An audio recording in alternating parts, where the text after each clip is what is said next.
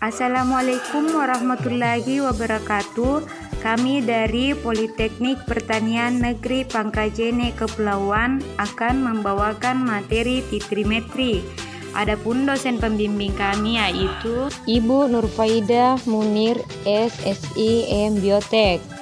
Adapun nama kelompok kami yaitu Rosmini, Puspita Aljana, Senal Arifin, Santi, Rika, dan Ulfia Yuningsi.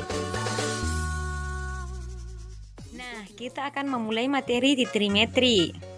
Analisis titrimetri atau volumetri merupakan suatu analisis jumlah yang berdasarkan pengukuran volume larutan yang diketahui kepekatannya atau konsentrasi yang direaksikan dengan larutan contoh yang ditetapkan kadarnya. Larutan yang diketahui konsentrasinya ini disebut titran atau penitar, di mana larutan ini volumenya akan ditentukan berdasarkan reaksi dengan titrat hingga didapatkan titik akhir.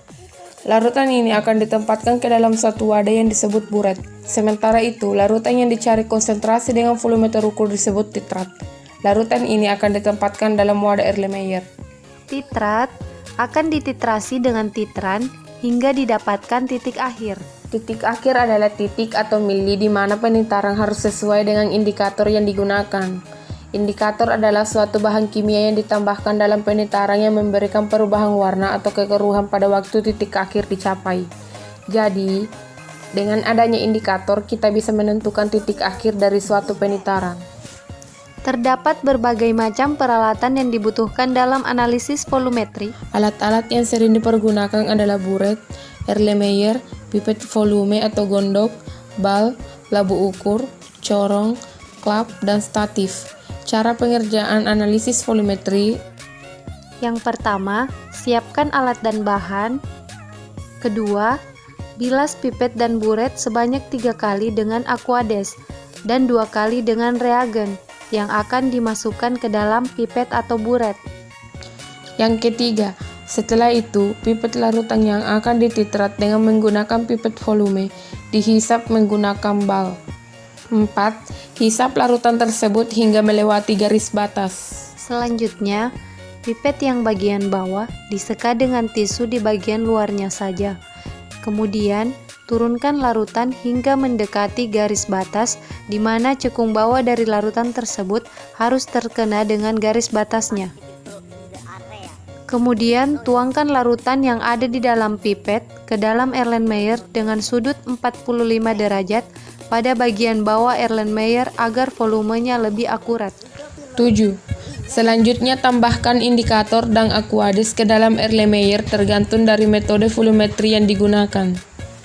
8. Masukkan titran ke dalam buret dengan menggunakan corong, lalu tempatkan volume penitar pada bagian skala buret sehingga kita dapat mengukur volume yang terjadi. Bagian mulut buret disekal dengan menggunakan kertas saring agar tidak ada tetesan reagen yang tersisa di mulut buret, sehingga mempengaruhi volume awal larutan. Erlenmeyer yang telah disiapkan dititrasi dengan larutan penitar yang ada di dalam buret, di mana tangan kanan mengocok Erlenmeyer. Sementara itu, tangan kiri membuka keran yang ada pada buret dengan aliran tetesan yang stabil. Setelah itu, lakukan titrasi hingga terjadi perubahan warna pada indikator dan mendapatkan titik akhir. Titik akhir masing-masing metode itu berbeda-beda, tergantung dari indikator dan perubahan reaksi yang terjadi.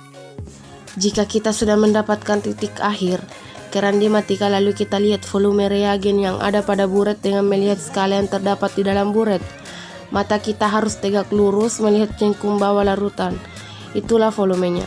Namun jika larutan itu seperti raksa dan larutan-larutan yang biasanya cembung, kita lihat bagian atas cembungnya. Setelah itu, lakukan titrasi hingga terjadi perubahan warna pada indikator dan mendapatkan titik akhir. Titik akhir masing-masing metode itu berbeda-beda, tergantung dari indikator dan perubahan reaksi yang terjadi.